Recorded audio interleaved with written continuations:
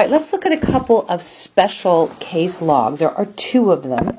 And the first special case is called the natural log. The natural log, and if you'll think back to when we did exponential functions, we had a special one. Remember that involved e. Well, the natural log is written like this, ln, lowercase ln. And the definition of it is, it's a logarithmic function whose base is e. So we could say y equals ln of x, and notice I don't have to show the e because I don't write it as log base e of x. We shorten that since that denotes something special and just write it ln of x. That means base e. It has its own little notation. And that is true if and only if x is equal to e to the y. And if you'll remember from that one section, e is between 2 and 3, but closer to 3, it's about 2.72. So we can do this next part in our calculator. I think it'll be a lot easier to see in the calculator. So what I'd like you to do right now is get your graphing calculator. And in y sub 1, I want you to type in y sub 1 equals e, and then it's going to show a caret, meaning raised to the x power, close the parentheses, and then hit enter. Y sub 2, I want you to show as ln. That's the button where the e button is above it. So ln of x, and then for your window, let's do the window that's shown in your notes. Let's go -3 to 3, scale of 1. That's for the x. And then for the y, let's do -3, 3, scale of 1. And then hit graph. And what you're going to see is even the natural exponential, the e function, e to the x, it goes through that point 0, 1, always. And then our logarithmic inverse of that goes through the point 1, 0. So they look just like the others, it's just their curve is a little wider or steeper depending on what one you compare it to. So let's look at example 5. Example 5 says use the log function f of x equals a negative ln of x minus 2 and find the domain of the function. Well, what we're going to do right now is we're going to look at a summary sheet that I gave you in class, and it's a summary of exponential versus log functions. And it shows f of x equals e to the x on the left, and f of x equals ln of x on the right. So if you'll get that in front of you, I don't want to recreate that here, it'll take too long. So let's look at 5a. It says find the domain of this function. So here's what we have. F of x equals negative ln of x minus 2. Okay, think about how this is written. This is written in logarithmic notation, y equals ln of, something. So the something, its domain, if you'll look at that sheet, the domain of the logarithmic function, even if it's ln of x, the special one, has to be 0 to infinity, greater than 0. So what do we know? We know that the stuff in parentheses must be greater than 0. Solve that and you get x must be greater than 2. And it's as simple as that. That's the domain. Alright, part B says to graph using transformations. Now this is kind of hard, but it works the exact same way. So what we're going to do is we are going to start with a parent function just like we have done on all of our other transformation problems, and we're going to graph y equals ln of x, which we have, by the way, right here, and we know it goes through that point 1, 0, and then it goes through the point E1, which is about right here, which is E's, remember, 2.72, and then it goes through the point 1 over E, negative 1. So that is about right here. So it's going to look like this. I never get the right curve on mine. So this is the point 1 over e negative 1. All right, now let's look at what we want to do. We are going to multiply the whole thing, the parent function, because this is our parent. If I multiply the whole thing on both sides by negative 1, that's going to give me the negative y. It's going to flip it across the x-axis. And this is the part that I think is hard to see. So if everything gets multiplied by negative 1, we reflect it across the x-axis, and we will then have y equals negative ln of x. And let's look at what that will look like. We will still have, if this rotated, picture it rotating, we would still have this point, the point 1, 0. But now, this 1 over e negative 1 becomes 1 over e positive 1. So it comes right here. That one comes, rotates around that axis. And this one comes down here. So instead of e1, we have e, so 1, 2, about almost 3, negative 1. So now we have a graph that looks something like this. This is the point 1, 0. This is the point 1 over e positive 1. And this is the point now e negative 1. So what changed? The sign of y is what changed in your points. Now we're going to deal with this part. Just like other transformations, that is a horizontal shift, and it's going right 2. So what's going to change? It's going to be the x value. So we're going to now graph y equals negative ln of x minus 2. And what is the change? You're going to add 2 to the x value for each point. So now when I graph that, instead of 1, 0, we're going to have the point 3, 0. I've got to make this a little bit smaller because I made the first two too large. Instead of 1 over e1, we have 1 over e plus 2, comma 1. Now you'd have to do that in the calculator to see what it is. But it's right about here. And that's the point 1 over e plus 2 more, comma 1. And then instead of e negative 1, we have e plus 2 negative 1. And that's down here, e plus 2 negative 1. So now our graph goes something like this, and it has a vertical asymptote at the line x equals 2. A vertical asymptote at the line x equals 2, because think about it. If x was 2, then in parentheses you would have 2 minus 2, and you'd be trying to take the ln of that. Try that in your calculator. Let's look at what happens. Go back to your home screen and go ln of 0. It says error. 0 can't be in the domain, so we know we can't do that. So we can't have x being 2. That's why it can't touch that line. So there we did it with transformations. Not particularly fun, but we did it. All right, C says, from the graph, determine the range and the vertical asymptote of f. Well, we just found the vertical asymptote. The vertical asymptote is x equals 2. That is our vertical asymptote. But it asks for the range. Well, remember, the range on the logarithmic function is all real numbers. So we know it's negative infinity to infinity. It goes from down here up to infinity. Okay? And then D says find the inverse of f. Okay, now let's look at how this works. We're going to say f of x equals negative ln of x minus 2. I'm starting with the original function that you were given up here. This is a good review.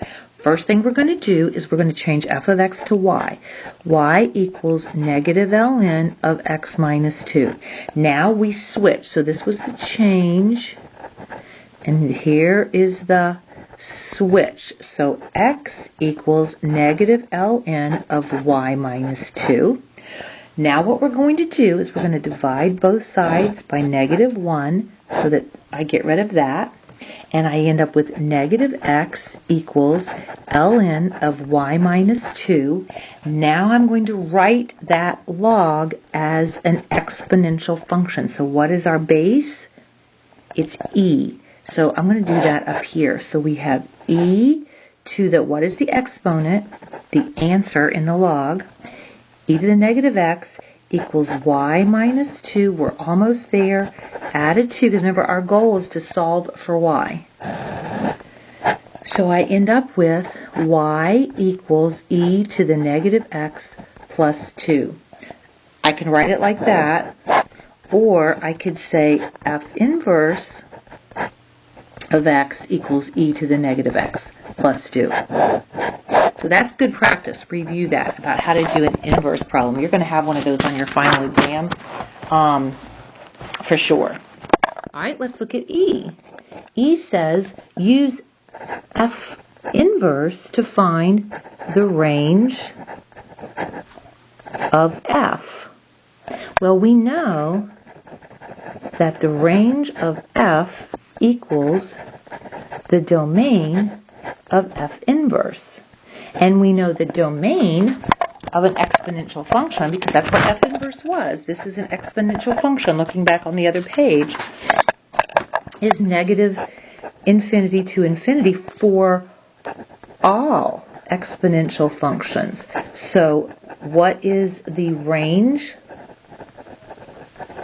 The range of f is also negative infinity to infinity. And then it asks you to graph an f inverse. And we're not going to do that because you can do that in your calculator.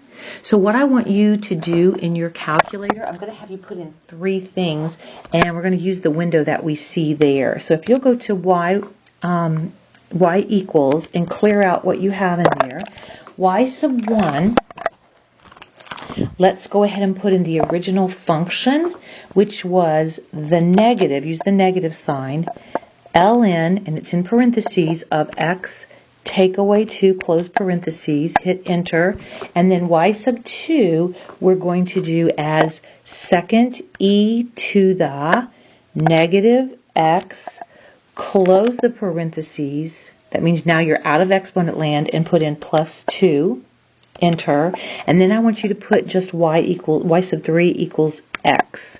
Hit enter, go to window, and let's change the window to the window that I have in my notes, which is 1, 2, 3, 4, 5, 6. Okay, and 1, 2, 3, 4, 5, 6. Yes, so we're going to go negative 6 to 6, scale of 1.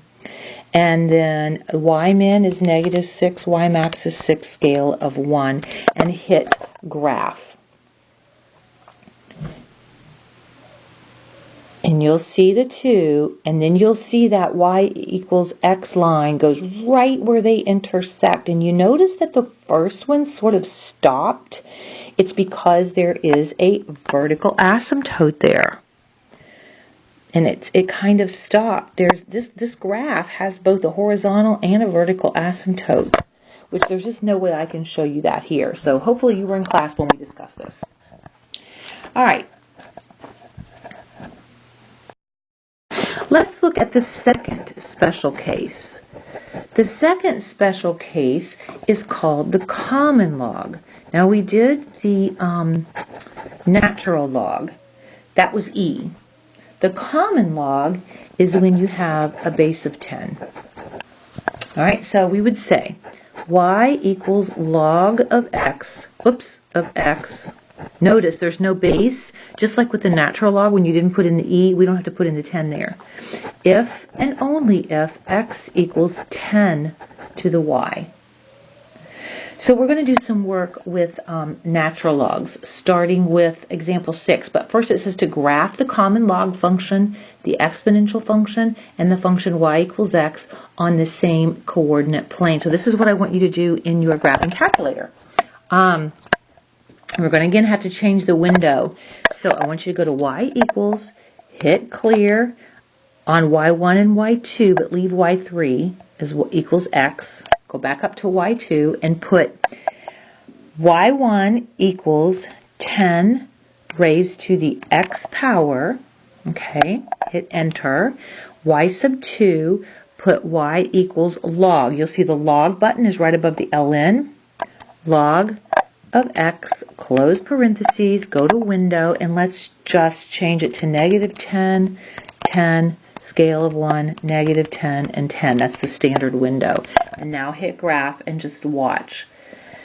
There's the exponential. It goes right through that point. I think that window is a little bit small. Let's do window again. Let's try this again. Let's go -8 to 8, -8 to 8. Let's try that window. It's going to be a little bit better, but not much better. But you can see the points that it goes through. And they are reflections across that line, y equals x. Now we can graph these using transformations just like we did with the natural log, and we're just going to do one of these. I'm not going to focus too much on these. It says find the domain of this function. We have f of x equals 3 log of x minus 1. What do we know about logarithmic functions? That their domain must be greater than 0. So the stuff in parentheses must be greater than 0. X minus 1 must be greater than 0. Therefore, x must be greater than 1. So the domain is 1 to infinity. Then it says to graph using transformation. So here we go. Let's do first our parent function. We know it goes through the point 1, 0. And it kind of looks like this. It keeps going. It never touches that axis. So that is y equals log of x, the parent. Second, this time, let's do the horizontal shift next. Let's do this first. So we're going to do a horizontal shift right 1. So that's going to give us y equals log of x minus 1. So now, instead of going through the point 1, 0, when you go right 1, what's it going to go through? It's going to go through the point 2, 0. But same shape. And instead of not touching the x-axis, having the y-axis, as a vertical asymptote, we are going to have this line, x equals 1, as the vertical asymptote, but the shape is still the same. It looks like that. All right, lastly, we're going to do a vertical stretch times 3. And this is where it gets hard to see these on these logarithmic functions. It's like you're taking hold of this and pulling it up times 3. So what we would have is y equals 3 log of x minus 1. And I'm actually going to have you put this in the graphing calculator in a minute so you can actually see it. So there's our vertical asymptote of x equals 1. There's the point 2, 0. But now it's steeper. It goes up like this. So let's go in the graphing calculator, hit y equals, clear everything that's in there, go up to y sub 1, and let's type in log of x, close parentheses, enter. Y sub 2, do log of x minus 1, close parentheses, hit enter. Y sub 3, do 3 log of x minus 1, close parentheses, hit enter. And let's go to the window and let's change it. For this x min, let's do -2. And then for x max, let's do 12. Scale of 1. Y min, let's do -3. And y max, let's do +3. Scale of 1. Now hit graph. And you're going to see, there's the first one. It moved over, but see, same exact shape. But then this shape changed. It got pulled up. It got vertically stretched. Do you see how it looks different? You can see that. All right. Then it says, from the graph, determine the range and vertical asymptote of f. Well, I already told you. The vertical asymptote is x equals 1. It doesn't touch that line. And remember that the range of f of x equals the domain of its inverse, so it's all real numbers. That's the same with all log functions. So let's look at D. It says find the inverse. So now we're going to find that inverse of f. So we start with our original function, f of x equals 3 log x minus 1. Change it to a y equals 3 log x minus 1. Switch them. X equals 3 log y minus 1. Now we're going to divide by 3. Divide by 3.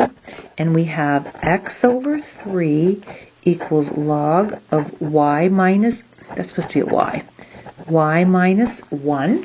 Now we're going to rewrite that in exponential form. So what is your base? It doesn't show, but it's 10. To what power? Here's your exponent. To the x over 3 equals y minus 1. And now the only thing left to do to solve for y is add a 1. So we have y equals 10 to the x over 3 plus 1, and that is f inverse.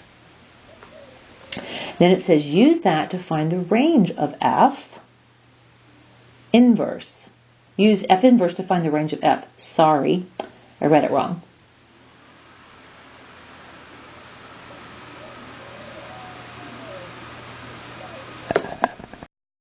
You already found the range right here, but it's just showing you that the range of that is the same as the domain of its inverse, which is all real numbers. So you've kind of already done that.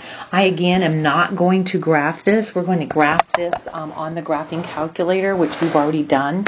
So if you want to graph the inverse, what I want you to do is go into y equals, and I want you to clear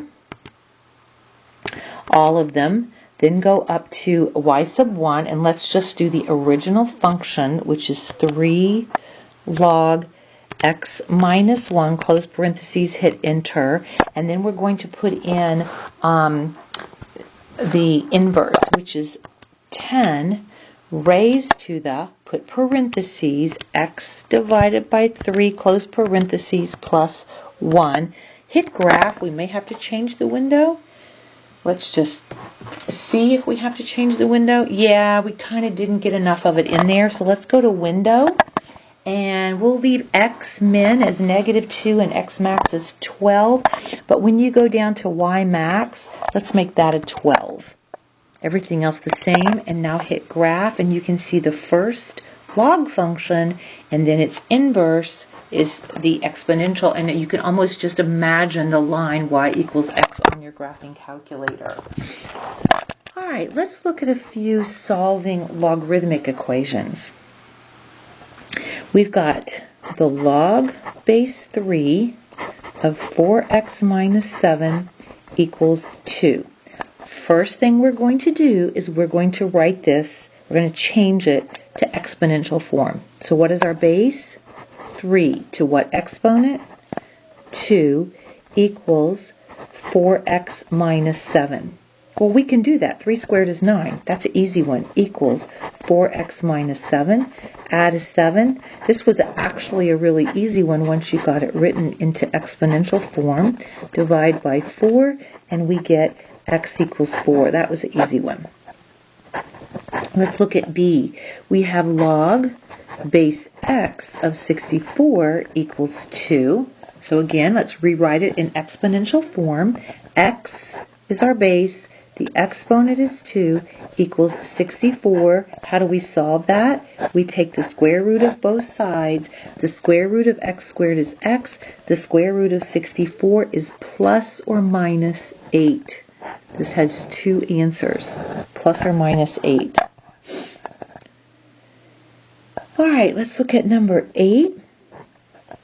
It says solve e to the 2x equals 5. Now there's a couple different ways to do this, and I'm going to show you something. This is kind of a new thing. Whenever you have an equation and it's in exponential form, you can actually take the log, or in this case, since it's e, the ln of both sides. Just like you can multiply an equation with the same number on both sides, you can divide, you can add, you can take the ln. So I can say ln of e to the 2x equals ln of 5. Well, what's interesting is the ln and e are inverses. So they cross cancel the same way that 1 over a and a would cross cancel. They actually cross cancel each other. And you're left with 2x equals ln of 5, and I can solve that by dividing both sides by 2, and I get x equals ln of 5 over 2. Now I'm going to show you a different way you could have done it. Starting with e to the 2x equals 5, I could have changed that and written it as the log. What's the base? E. So I would have written ln. What am I taking the ln of? I don't need to write base e, remember. I'm taking it of 5, and what's the answer? 2x. And you can see we're right back where we start. We're right back to here. I just think it's easier to take the ln of both sides because you're used to doing the same thing to both sides of an equation, so that works out really, really well. All right, let's look at example 9, which is a word problem on the back of your notes. Now, I'm not going to read this. It's very long. You can read it. We're going to go straight to part A. It says, medical research indicates that the relative risk of a person having an accident with a BAC of 0.02% is 1.4. Find the constant K in the equation. So let's start with the equation. We have R equals e to the kx. That was given to you in that problem. If you read example 9, the problem, you're given that equation. And what we're looking for is k, which means we must be given everything else in order for us to be able to solve for k. So in this instance, it's saying that the R, the relative risk, is 1.4 equals e. K we don't know, and then it's telling us that the x is 0.02. Okay? So we need to get this k is an exponent. It's up in the air. We need to get it down to the ground, so to speak. So we're going to take the ln of both sides. The reason being is that ln and e, again, are inverse, and that undoes the e there. And you have ln of 1.4 equals 0.02k. Once I undo that, it brings that 0.02k down. And you can see now to solve for k, all I need to do is divide by 0.02. We're going to get an approximation. So if you put it into your calculator, ln of 1.4 and then divide it by 0.02, you're going to get k is approximately equal to 16.82. All right, so let's go to part B. We're going to be using that k that we just found. It says use this value of k, or using this value of k, what's the relative risk, R, if the concentration is 0.17%? So again, we have R equals e to the kx. This time, we know the k, we know the x, we're solving for the R. So we have R equals e to that, put in the k that you just found right here, 16.82 times 0.17. Put that into your calculator by saying second ln, that gives you the e, raised to the 16.82 times 0.17, close parentheses, and you end up with R equals 17.5. We're going to round that off. It's just a matter of plugging in and then putting it into your calculator. All right, let's look at C. C says, using the same value of k, what BAC corresponds to the relative risk of 100. So let's write our equation again. R equals e to the kx. This time we know the R, we know the k, we are solving for the x. So we're going to say 100, that's the relative risk, equals e to the 16.82x. We're going to take the ln of both sides to undo that right side. ln of 100 equals 16.82x. Now we're going to divide by 16.82, and you get x equals, again, put that in your calculator, this is an approximation, about 0.27% as the BAC, which is the blood alcohol concentration. All right, let's look at D. It says, if the law asserts that anyone with a relative risk of 5 or more should not have driving privileges. At what concentration of alcohol in the bloodstream should a driver be arrested and charged with DUI? So what we're saying is the relative risk is 5. So again, write your equation, think about what you're solving for. This time we're solving for X, the blood alcohol concentration. So we're going to say 5 equals E to the 16.82x. We continue to use that K that we found right here.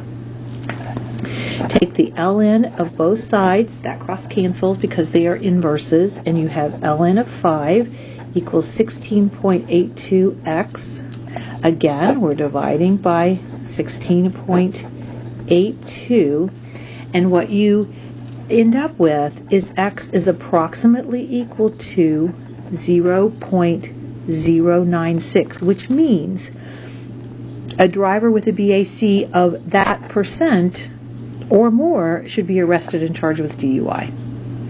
There is a summary in your textbook on page 445, and you need to take a good look at that, and then there's homework assigned at the bottom.